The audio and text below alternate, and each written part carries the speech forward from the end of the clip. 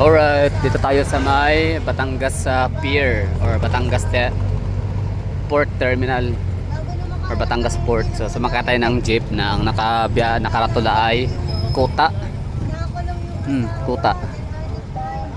So mula rito ay ano tayo, no? Sakay ng jeep, yun nga. Bali di ko alam kung saan ang punta nito, basta pagbaba na ito, bayan,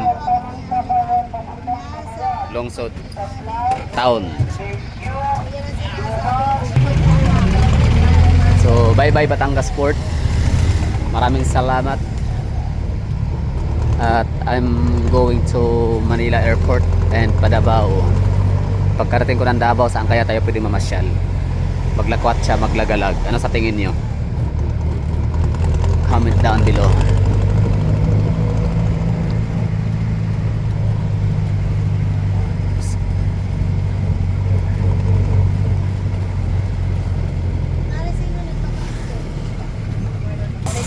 Batangas Harbor Pilots Corporation. Okay lang, no problem.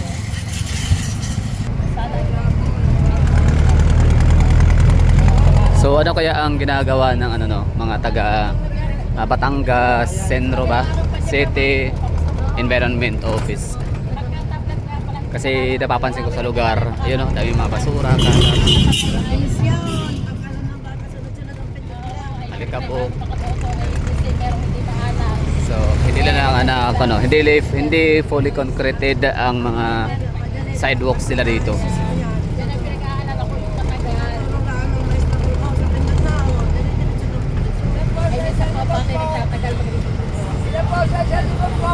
Manuwa bayan.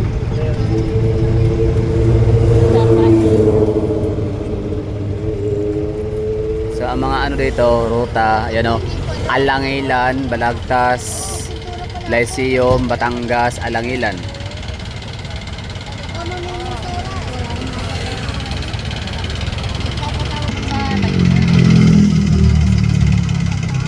Bureau of Fire Protection, Region 4A, Canabarzon. Grabe no, sa paglalakwat siya, pag-a-adventure, punta ng iba't ibang mga rehiyon sa Pilipinas, doon mo ma-realize, ma-recognize ang effort ng iyong setting pinanggalingan. Doon mo sila ma-evaluate if your city is doing good and doing great. Kasi nga, o gaya na ito, diba, Batangas City, kilala ang Batangas City, sikat. Pero, so dito tayo ngayon bumaba sa Tangkyo.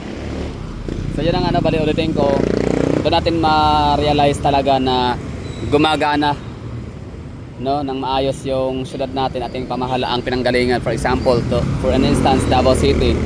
So dito talaga natin lalong ma-appreciate ang ating syudad dahil nga sa napunta na yung ibang mga city, mga big city sa ibang rehiyon, at di maiwasan na hindi man sa ma-compare, pero makita natin pinagkaiba. Parehas naman mayaman, parehas naman mga capital, parehas naman na yung ganon, di ba? Pero kita natin na mas maayos yung syudad ng Davao City.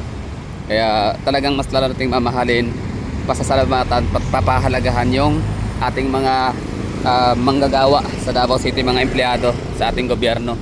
Tapos sa naman, may mga lugar tayong mapupuntahan. For example, Iloilo City. Ang ganda na ng syudad nila, wala ka nang mahahanapin pa. Ano bang hahanapin natin sa Iloilo City na maaring hindi ko alam, no? Basta grabe, satisfied sa Iloilo City. Talagang masasabi ko, congratulations mga taga Iloilo people, kasi nga ang galing ng inyong mga namamahala dyan. Napaka-brilliant ideas, and of course, grabe yung pride. Talagang nagkakaisa. Sa totoo lang, hindi sila divided ang Iloilo City. So isa yan sa mahalaga talaga para umasinso ang isang lungsod. Kailangan magkakaisa ang taong bayan. Kung hindi magkakaisa, at least majority ba? So doon mo ma-realize na yun na nga. No, so yun lang, bali ito yung aking self-realization. Ito yung bunga, ito yung napala natin, ito yung aking resulta, benefits sa aking paggagala.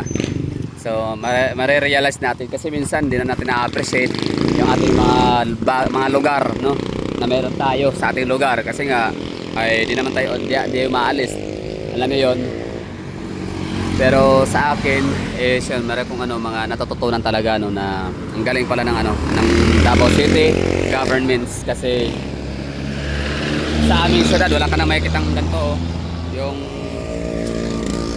buhangin na sidewalk.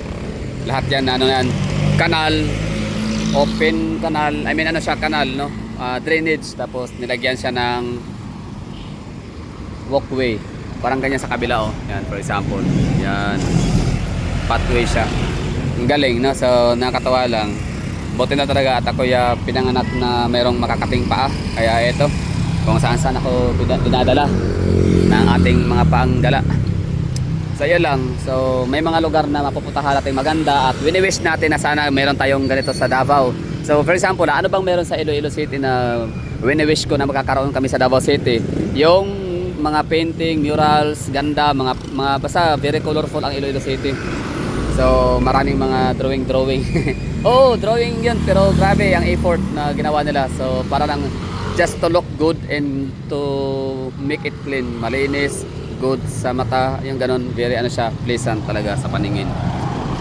Tapos yung mga punong kahoy, okay naman kami kahit paano, no? Siguro I think improvement lang sa mga pananim sa kahoy kasi may area pa rin sa Davao. Pero okay na pala. Wala na akong hahanapin pa when it comes to greenery sa Davao City. Marami kami doon, abundant. So kahit paano, malinis ang hangin at presko dahil nga sa mga punong kahoy.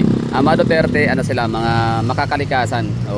Hindi talaga sila, I mean okay sa kailangan pag-unlad hanggat ito hindi nakakasira ng kalikasan.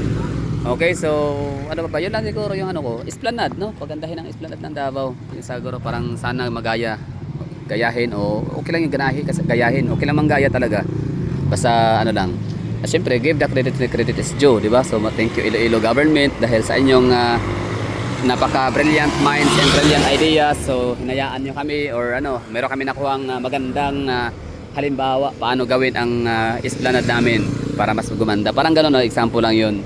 So, yung park naman namin, so far okay naman ang park namin. Hindi naman siya kasing ganda sa Iloilo na mga very romantic, napaka-aesthetic, no?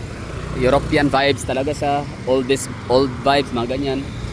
Very, basta makaluba, no? So, maganda sa tignan. Luma na maganda, hindi yung luma na pinaglumaan, kinakalawang, hindi gano'n, no? So, sa Davao City naman, iba naman yung style ng namin doon, parke yun, parang siya. Makakalika, pang nature, ganyan lang, mga punong kahoy. Simple lang talaga siya, mayroong mga amphitheater, ganyan, upuan. Basta siya, malinis, tapos may gwardiya, may mga may mga taga-sentro na nag-aabang pag may magtapo ng mga basura, yon, tikitan, magbabayad, multa. Ganun lang, no? So ito lang yung aking na-realize dito sa Batangas City.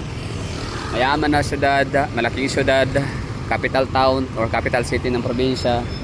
Pero makikita dito na marami parang may mga departamento pa rin silang tulog. For example, yung sa security nga din, no, pansin ko rin doon sa may port, parang walang backup na pulis. Hinahayaan lang ang gwardiya doon na mag-announce palagi na huwag kayo magpadala sa mga mga nangaharang na mga batang pier.